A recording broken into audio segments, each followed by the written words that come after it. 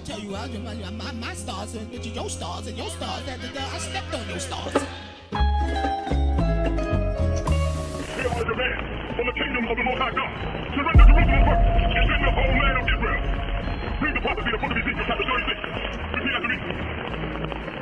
Thus saith the Lord God. Thus saith the Lord God. Also, thou son of man, prophesy, unto the mountains of Israel, and say, ye mountains of Israel, hear the word of the Lord.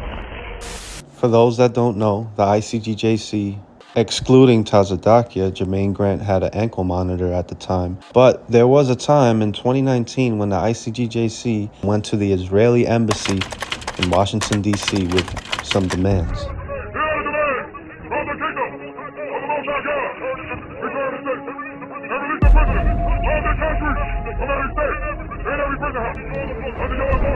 Tazadakia dies a few years later in April 1st, 2020, and the commands were never met.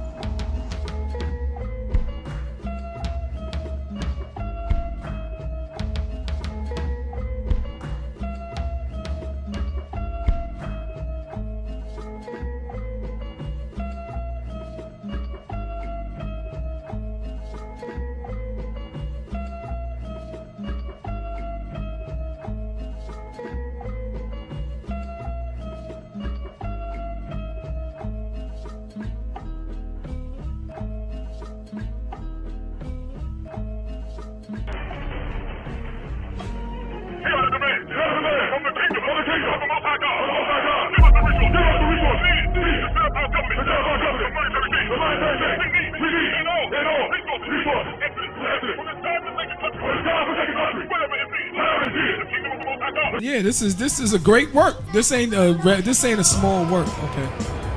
And y'all heard about the second demand. The second demand is to release the prisoners. Okay, just to show you, there is no. If you think the spies ain't in here and they don't know what the Lord is planning and they trying to fight against it and offset it. Okay, just yesterday, Trump set a program saying that he's going to pardon thousands of prisoners. Where's that coming from? Out of nowhere. Where's that coming from? Out of nowhere. And then said he told the NFL players, if y'all know of any case of any black person or minority person that's been locked up unjustly, come and tell them, and the least he could do is consider letting them out. Trump has made clear he's enjoying the sweeping power unique to his office, the power to pardon. Today, he said just as much, and now says he has more names in mind. Watch this. There will be more pardons. I thought Alice yesterday was beautiful. I thought Jack Johnson, which was recommended by Sylvester Stallone and some great boxers, I thought Jack Johnson was a great one. I'm thinking about somebody that you all know very well, and he went through a lot, and he wasn't very popular then. And he wasn't very popular then. No, I'm not thinking about O.J. But he's not, only you could say O.J. But he was not very popular then. His memory is very popular now. I'm thinking about Muhammad Ali. We have a great country. You should stand for our national anthem. You shouldn't go in a locker room when our national anthem is played. I am going to ask all of those people to recommend to me, because that's what they're protesting, people that they think were unfairly treated by the justice system. And I understand that. And I'm going to ask them to recommend to me people that were unfairly treated, friends of theirs or people that they know about. And I'm going to take a look at those applications. And if I find, and my committee finds that they're unfairly treated, then we will pardon them or at least let them out. The ICGJC stole this video from CNN, put it up in one of their DVDs where they're trying to say, Tazadakia put it in one of his DVDs where he's trying to say that Donald Trump, who was president at this time in 2019, was doing pardons because of the demands made by the ICGJC. Little do they know that presidents always do this at the end of their terms. Bill Clinton, at the end of his term, pardoned Susan Rosenberg, the wokest Jewish woman in the world, Susan Rosenberg. You know, there's a study by the MXG, Malcolm X grassroots movement, that has done a whole analysis of police and the role of police, and there's a black person killed every 28 hours in this country by police forces or paramilitary or other kind of state forces. That means that white people will get shot more often by police because white people get shot more every year. It's a fact that white people get shot more by police in this country every year. But I digress. George W. Bush pardoned John Forte from the Fugees. You know who got John Forte out of jail? George W. Bush. He did. He pardoned him. Now, in your being sentenced to 14 years, you actually didn't do 14 years. Nope.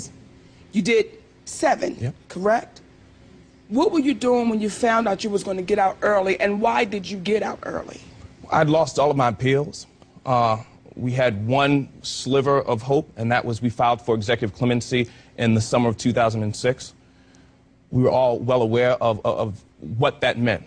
I was in the federal system, so a governor couldn't come in and pick me out like he could in the state, not to take that lightly. But it had to come from numero uno, you know, the commander-in-chief, the president. But look at the number of people pardoned by Donald Trump. It was only 237 people. Compared to Barack Obama, the former president, 1,927. So nothing spectacular happened during Donald Trump's presidency that fulfilled any prophecy or fulfilled any demands made by the ICGJC. In fact, the ICGJC was never even addressed. They are insignificant. And this is called Delusions of Grandeur. The delusion of grandeur can be defined as a wrong or unusual belief that a person has a particular level of greatness that other people do not have. They might have the impression that they're famous, or have some special powers that other people don't have, or that they can do specific things that other people can't. A delusion of grandeur does not work alone. It often accompanies other mental illnesses, such as schizophrenia, bipolar disorder, or some types of dementia. One of the easiest ways to know a person suffering from delusions of grandeur is their dismissive attitude towards people who do not believe what they believe. A person suffering from delusions of grandeur will always have a false belief and want everyone around them to think about the same thing. If you try to prove to them that their idea is inaccurate, they may get distraught and angry towards you. They might even start seeing you as the enemy because they feel that you're against what they are. Another way to spot a person with delusions of grandeur is to notice someone trying to make other people believe that they have something that others don't have. They might say that they have superpowers or are famous when they have none of those things in reality. Even if you try to let them see reasons why they don't have what they feel they have, they never believe you and see you as wrong. These beliefs that these people have are always outrageous and outrightly false to everyone who hears it. There are other ways to spot a person having delusions of grandeur. These include trouble getting along with others because of the illusion of an obstinate belief in their delusion, not minding conflicting evidence, and dismissal of or anger at the people who refuse to accept their delusional belief. When you believe that the president of the United States is going to address your little insignificant hate group and comply to your demands of releasing prisoners, giving you resources, and giving you the land of Israel, which doesn't belong to the United States, you are delusional. But guess what? Guess what? That's not enough.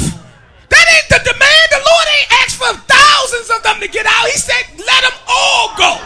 So now, as Tazadakia is telling the congregation that the demands are being fulfilled, in the same breath, he's saying it's not being fulfilled.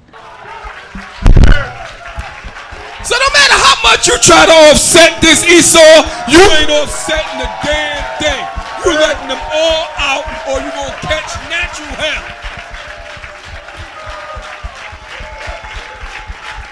They not sleeping. They clearly see what's going on, and they trying to do things to offset. Out of nowhere, thousands of pardons. All geared towards what people that the judge, what came out of his mouth, the justice system may have been treated you unfairly. Nah, listen, you ain't getting out of this, okay? About 1 million, thousands is far from that number, okay? You gotta up the ante, nigga.